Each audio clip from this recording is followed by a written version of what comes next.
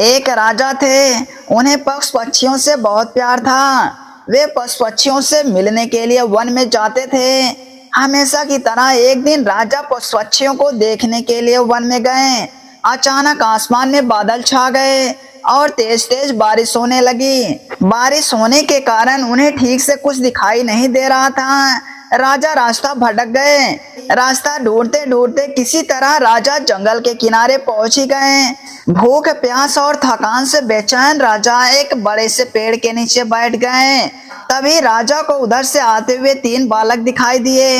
राजा ने उन्हें प्यार से अपने पास बुलाया। बच्चों, यहाँ आओ, मेरी बात सुनो। तीनों बालक हंसते खेलते राजा के पास आ गए। तब राजा बोले, मुझे बहुत भूख और प्यास लगी है, क्या मुझे भोजन और पानी मिल सकता है? बालक बोले, पास में ही हमारा घर है, हम अभी जाकर आपके लिए भोजन और पानी लेकर आते हैं, आप बस थोड़ा सा इंतजार कीजिए। तीनों बालक दौड़कर गए और राजा के लिए भोजन और पानी लेकर आए। राजा बालकों के व्यवहार से बहुत खुश हुए। वे बोले, प्यारे बच्चों, तुमने मेरी भूख और प्यास मिटाई है। मैं तुम तीनों बालकों को इनाम के रूप में कुछ देना चाहता हूँ।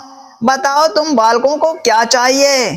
थोड़ी देर सोचने के बाद एक बालक बोला, महाराज, क्या आप मुझे एक बड़ा सा बंगला और गाड़ी दे सकते हैं? राजा बोले, हाँ हाँ, क्यों नहीं, अगर तुम्हें यही चाहिए तो जरूर मिलेगा। अब तो बालक फूले ना समाया। दूसरा बालक भी उछलते हुए बोला, मैं बहुत गरीब हूँ, मुझे धन चाहिए जिससे मैं भी अच्छा अच्छा खा सकूं, अच्छे अच्छे कपड़े पहन सकूं और खूब मस्ती कर सकूं। राजा मुस्कुराकर बोले, ठीक है बेटा, मैं तुम्हें बहुत सारा धन दूंगा। यह सुनकर दूसरा बालक खुशी से झूम उठा। भला तीसरा बालक क्यों चुप रहता? वह भी बोला, महाराज, क्या आप मेरा सपना पूरा करेंगे? मुस्कुराते हुए राजा ने बोला, क्यों नहीं, बोलो बेटा, तुम्हारा क्या सपना है? तुम्हें भी धन दौलत चाहिए? नहीं महाराज, मुझे धन दौलत नहीं चाहिए, मेरा सपना है कि मैं पढ़ लिख कर विद्वान बनूं। क्या आप मेरे लिए कुछ कर सकते हैं? तीसरे बालक की बात सुनकर राजा बहुत खुश हुए। राजा ने उसके पढ़ने लिखने की उचित व्यवस्था कर दी। वह मेहनती बालक था। वह दिन रात लगन से पढ़ता और कक्षा में पहला स्थान प्राप्त करता था। इस तरह समय बीतता गया। वह पढ़ लिख कर विद्वान बन गया। राजा ने उसे राज्य का मंत्री बना दिया। बुद्धिमान होने के कारण सभी लोग उसका आदर सम्मान करने लगे। उधर जिस बालक ने राजा से बंगला और गाड़ी मांगी थी, अचानक बाढ़ आने के कारण उसका सब कुछ पानी में बह गया। दूसरा बालक भी धन मिलने के कारण कोई काम नहीं करता था, बस दिन भर फिजूल खर्च करके धन को उड़ाता और मौज मस्ती करता था। लेकिन रखा धन भला कब तक चलता?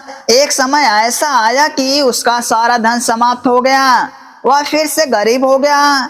दोनों बालक उदास होकर अपने मित्र यानी मंत्री से मिलने राजा के दरबार में गए। वे दुखी होकर अपने मित्र से बोले, हमने राजा से इनाम मांगने में बहुत बड़ी भूल की है।